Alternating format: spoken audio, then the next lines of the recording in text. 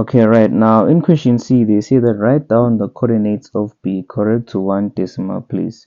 Now B is that coordinate over there. But what I want you to get in this question, can you see that A and B,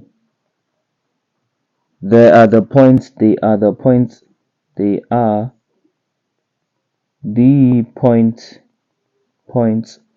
of intersection, ne, for graphs of f of x and g of x. All right, so A and B, they're the points of intersection for graphs of f of x and g of x. Now to find the coordinates of A, or to calculate the coordinates of B, I will have to say that f of x equals to g of x. All right, now I'm gonna have to now solve for f of x right now, so now I'm gonna say that, remember, f of x, we find it to be 3 sine 2x equals to 2 sine x. Now for me to do that, I'm gonna use something called the double angle identity. Let me just write it out at the side. Double angle identity. Right now, that double angle identity, it says that if I say sine of 2 theta, it's gonna be 2 sine theta multiplied by cos theta. All right, so now let's apply that. So we're gonna say 3 times 2 sine x cos x equals to 2 sine x. Right, now I can actually divide both sides by I can actually divide both sides by 2. Can you see that you can actually divide both sides by 2, and which is gonna give you 3 sine x dot cos x equals to sine x. Now I can bring the sine x to the left hand side, so I'm gonna have 3 sine x dot cos x minus sine of x equals to 0. Right, and then now I can take out sine x as the common factor, and then I'm gonna say sine x over 3 cos of x minus 1, which is gonna be basically 0. Then I can just separate them and equate them to 0, so it will be sine x equals to 0, or 3 cos of x minus 1 equals to 0. Then that one I can actually simplify to have it as being cos x is just going to equals to 1 over 3.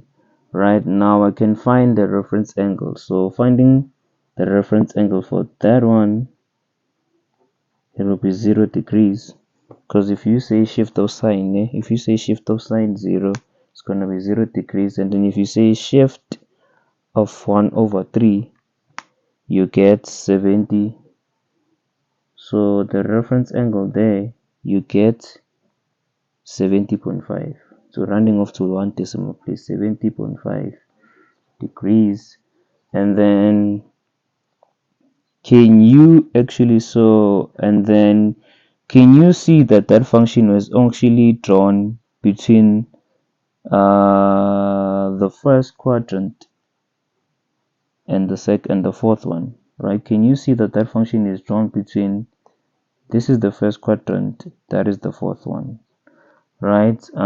So remember, x of x, cos of x, to draw a Cartesian plane, let me just quickly draw a Cartesian plane, right?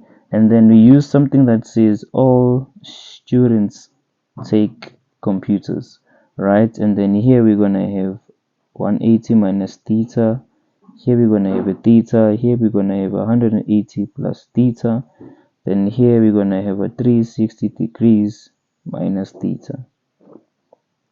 Alright, and then what we're gonna actually do now, remember, in this Cartesian plane, it means that only sine is positive. Here now, sine theta, cos theta, and tan theta, all of them combined, they are all positive. But here sine theta is only going to be positive, and then cos theta will be negative, tan theta will also be negative. And then in this one, only tan theta will be positive, cos and sine will be negative. And then this one, it's only cos theta that will be positive, and then tan will be negative, sine will be negative. Now to write down that general solution, I'm gonna use x equals to 70.5 degrees plus 360. K is an element of any integer, or x equals to 360 degrees minus 70.5 degrees plus 360 degrees dot k. If you do that, it's gonna be 360 degrees minus 70.5. Then you should get 289.5 degrees plus 360 k. Alright, now we're then gonna do for the sine of x, right? So I'm gonna just separate them with the paper line just here. Now doing with the one for sine x is positive in the first quadrant and in the second one, so it will be x equals to 0 plus 360.k, or x, if you minus this, it will just be x equals to 180 degrees plus 360 degrees dot k.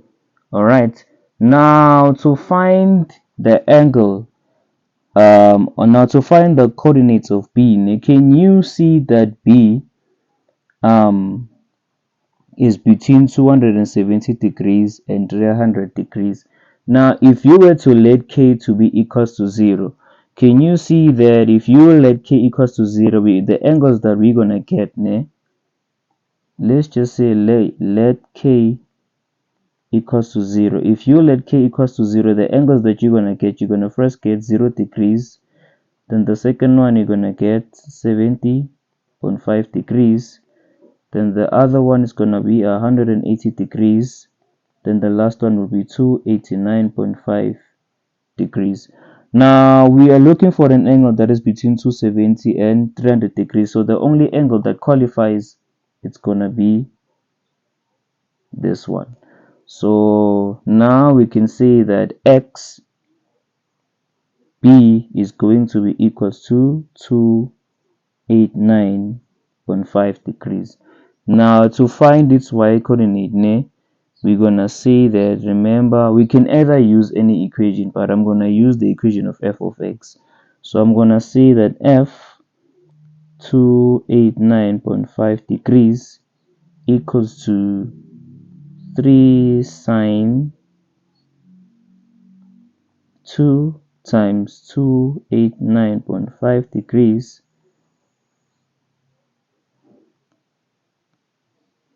sorry 2.589 degrees, then it will be basically 3 times sine 2 times 289.5. I get an answer which is, rounding off to one decimal place, I get an answer which is going to be minus 1.9. right? Now therefore, remember, we're looking for the coordinate of b, therefore b is going to be 289.5 degrees comma minus 1.9, and this should be your answer for b. Now the coordinates, if you wanted to find the coordinates of A, can you see that coordinates of A has to be between 60 degrees and 90 degrees? So automatically 0 degrees and 180 degrees that doesn't qualify. So the only answer that's going to qualify is going to be 70.5. And then what you can do, you can substitute 70.5 in either f of x or g of x, and you should get your coordinates. Okay.